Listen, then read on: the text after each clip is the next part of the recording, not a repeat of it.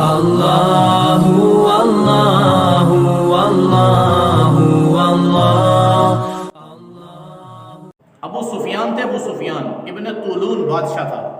ابو سفیان گئے ابن طولون کے پاس نصیحت کرنے کے لیے، ان کو نصیحت کی، کچھ اچھی باتیں کی۔ ابن طولون بادشاہ تھا، بادشاہوں میں اکڑ ہوتی ہے، ان کا تیری جرت کیسے ہوئی کہ تو میرے پاس آئے مجھے نصیحتیں کرے؟ ان کا بھوکا شیر لو اس کے آگے ڈال دو، ایک کوٹڑی کے اندر بھوکے شیر کو اور ابو سفیان رحمۃ اللہ تعالی علیہ کو چھوڑ دیا۔ 3 دن کے بعد ان کوٹڑی کو کھولا گیا۔ گمان کیا تھا؟ ابن طولون نے جو قاصد بھیجا کہ جاؤ کوٹڑی کو کھول دو کہیں شیر نہ بھوک سے مر جائے۔ بھوکا شیر تھا، اب تو کھا لیا ہوگا، شیر کو باہر نکال دو۔ جب گیا اندر تو دیکھا قاصد نے جب دروازہ کھولا تو ابو سفیان وہاں پر کیا کر رہے ہیں؟ سجدے کے اندر گرے ہوئے ہیں اور شیر پاس بیٹھا ہوا ہے۔ قاصد نے جا کر پیغام دیا ابن طولون کو کہ حضرت عجیب ماجرا، 3 دن کے بعد دیکھا ہے کہ ابو سفیان سجدے کے اندر اور شیر پاس بیٹھا ہوا ہے۔ ابن طولون اٹھ کر آیا تخت سے، کہا یہ کوئی بڑا آدمی لگتا ہے اور اس کا اللہ سے تعلق بہت زیادہ مضبوط ہے۔ وہ آیا، اس نے آ کر ابو سفیان رحمۃ اللہ علیہ کو سلام کیا، حال احوال پوچھا تو اس نے کہا حضرت آپ کو ڈر نہیں لگا شیر سے؟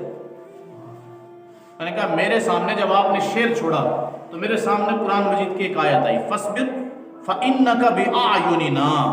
اللہ قرآن میں فرماتے ہیں تو صبر کر، تو میری آنکھوں کے بالکل سامنے ہے۔ میں بار بار وہی آیت میرے سامنے آتی رہی تو میں ان کا حضرت شیر سے ڈر نہیں لگا؟ دل گھبرایا تھا۔ کہا ہاں ڈر اس بات کا تھا کہ جب میں نماز پڑھ رہا تھا تو مجھے یہ ڈر تھا کہ کہیں شیر مجھے چھو نہ لے، مجھے منہ نہ لگا دے، اور اس کا تھوک جو اس کے منہ کے اندر ہے وہ میرے کپڑوں پر نہ لگ جائے، کہیں میری نماز نہ ضائع ہو جائے۔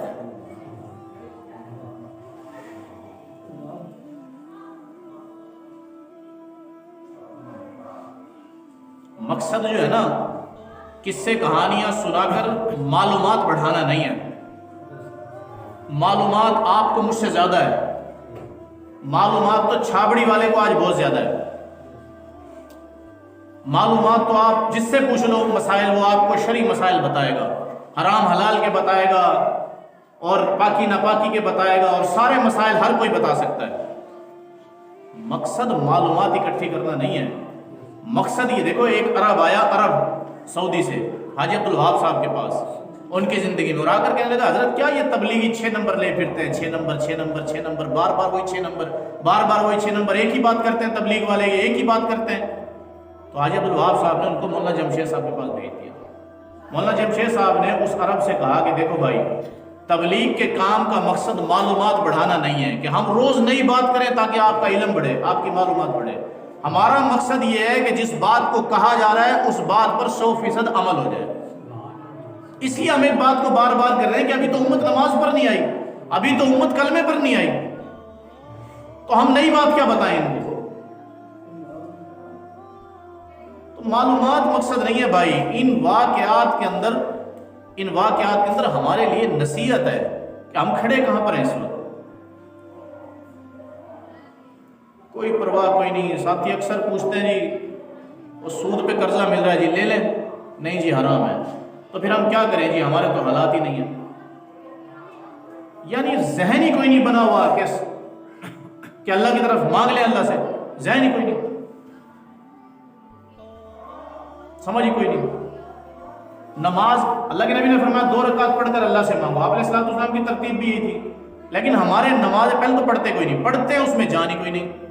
حضرت عبداللہ ابن حذیفہ رضی اللہ تعالیٰ نے ایک شخص کو نماز پڑھتے ہوئے دیکھا، جیسے کہ کہتے ہیں نا سمیع اللہ لمن حمیدہ، یہ کھڑے ہوتے ہیں رکوع سے تو ربنا لکل حمد جہاں کہا جاتا ہے وہ برائے نام ٹھہرے اور فوراً سجدے میں چلا جائے، پھر ایک سجدے میں جائے، دوسرے سجدے میں اٹھے، فوراً دوسرے سجدے میں چلا جائے۔ حضرت عبداللہ ابن حذیفہ نے اس کو بلایا، اسے کہا کہ ایسی نماز کب سے پڑھ رہے ہو؟ انہوں نے کہا 40 سال سے۔ کہا اگر اسی حالت میں مر گئے تو فطرت محمدی پر نہیں مرو گے۔ سمجھو بھائی، اگر اسی حالت کے اندر مر گئے، اسی نماز کے ساتھ مر گئے تو شریعت محمدی پر نہیں مرو گے، کیونکہ آپ نے صلوات والسلام کی شریعت میں یہ سب چیز نہیں ہے۔ نماز کو پڑھو بڑی تسلی سے، اپنے آپ کو بالکل فری کر کے نماز کو پڑھو۔ یہ کیا طریقہ ہے؟ پھر ہمارے دل کے اندر پتہ نماز پڑھنے آئیں گے تو کوشش ہماری یہ ہوتی ہے کہ زیادہ سے زیادہ لوگوں کو بتا دیں کہ میں نماز پڑھنے جا رہا ہوں۔ کوئی کام کریں گے خیرات کریں گے اس کے اعلانات ہو رہے ہیں، کبھی دیں گے کوئی 10-5 روپے اس کے اعلان کروائیں گے. بھائی اخلاص بھی کوئی چیز ہے، اخلاص بھی کوئی چیز ہے. حسن بصری رحمۃ اللہ علیہ فرماتے ہیں مجھے ایک شخص نے اپنا واقعہ سنایا. اس نے کہا کہ میں نے نیت کی کہ میں لوگوں کے دلوں کے اندر اپنی عزت بڑھاؤں گا، اور اس نے اپنی عزت لوگوں کے دلوں میں بڑھانے کے لیے ایک حربہ اختیار کیا. خود ہی وہ شیطان دماغ میں ڈالتا نا، اس نے خود ہی ایک حربہ اختیار کیا کہ میں 6 مہینے تک مسجد میں سب سے پہلے جاؤں گا، جب سارے نمازی نکل آئیں گے سب سے آخر میں باہر آؤں گا، لوگ میری عزت کرنا شروع کر دیں گے. بہت نیک آدمی ہے، بہت پارسا آدمی ہے، نمازی آدمی ہے، بھائی مسجد کو آباد کرنے والا ہے، سب سے پہلے جاتا ہے سب سے آخر میں آتا ہے. کہتا ہے میں 6 مہینے تک مسلسل اس روٹین پر رہا، ہر نماز میں سب سے پہلے جا رہا ہوں، ہر نماز میں سب سے آخر میں واپس آ رہا ہوں. 6 مہینے کے بعد مجھے لوگ ٹکرے تو انہوں نے کہا تو بڑا ریاکار ہے، کوئی عزت نہیں کی. کہا جب میں نے لوگوں کے منہوں سے یہ بات سنی تو میں سجدے میں گر گیا اور خلوت میں جا کر تنہائی میں جا کر اللہ کے سامنے رویا کہ اللہ میرا یہ گمان غلط تھا کہ میں لوگوں کو یہ عمل دکھا کر ان کے دلوں میں عزت ڈال سکتا ہوں. عزت تو آپ دیں گے اللہ، وہ عزت ہوگی، لہذا آج کے بعد میں معافی مانگتا ہوں. اب میرا جو عمل ہوگا اللہ وہ تیرے لیے ہوگا، مجھے دنیا بیزتا کہے، مجھے عزت والا کہے، مجھے اچھا کہے یا برا کہے، میرا ہر عمل تیرے لیے ہوگا، میرا ہر عمل تیرے لیے ہوگا. اس کے بعد کہتے ہیں میں نے جب نماز شروع کی تو لوگ مجھے جھک جھک کر ملتے تھے، اللہ خود بخود دلوں میں محبت ڈالنا شروع کر دیتے ہیں.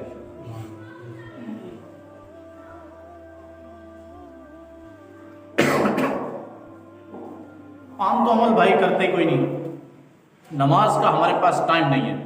قرآن کو ہم نے سمجھا ہوا ہے برکت کی چیز، ہاتھ لگاؤ، چومو، ماتھے پر لگاؤ، چھوڑ دو، وہ برکت کے لیے رکھا ہوا ہے ہم نے.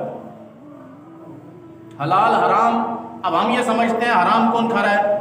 جو کسی ادارے کے اندر بیٹھا ہے وہ حرام کھا رہا ہے. ہم کیا سمجھتے ہیں؟ سرکاری کرسیوں پر بیٹھنے والے حرام کھاتے ہیں. او بھائی مزدور بھی حرام کھاتا ہے، ریڑھی والا بھی حرام کھا سکتا ہے. جو اپنے شعبے کے ساتھ مخلص نہیں ہے، جو شخص بھی اپنے شعبے کے ساتھ مخلص نہیں ہے، اللہ کی قسم وہ حرام کھاتا ہے. ہم یہ سمجھتے ہیں کہ رزق حرام وہی ہے کہ جو پیسہ فراڈ سے لیا جائے گا وہی رزق حرام ہے. نہیں بھائی، اس پیسے سے اگر زمزم بھی خرید کر پیا جائے گا وہ بھی حرام ہے. اللہ نے ایک بار زندگی دی ہے، مجھے بھی اور آپ کو بھی ایک بار زندگی ملی ہے، پتہ نہیں کتنے دن کی ہے. تو بھائی ہم سارے یہ نیت کریں، کوشش کریں رزق حلال کی. تقوی کے اوپر آنے کے لیے سب سے بنیادی چیز ہے کہ آپ رزق حلال کمائیں، رزق حلال کمائیں. حرام کا پیسہ وقتی طور پر ایک سکون دے رہا ہوتا ہے، وقتی طور پر آرائش اور زیبائش بن رہی ہوتی ہے، لیکن اس کے اثرات بہت دیر تک بعد میں پھر ظاہر رہتے ہیں، بہت دیر تک بعد میں ظاہر رہتے ہیں. میں بھی نیت کرتا ہوں انشاءاللہ اس کی، آپ بھی نیت کریں کہ ہم حرام سے بچیں، حرام سے، اور نماز کا اہتمام کرنا بھائی، اور اللہ کی رضا کے لیے نماز پڑھنا، اللہ کی رضا کے لیے. اللہ اللہ اللہ اللہ اللہ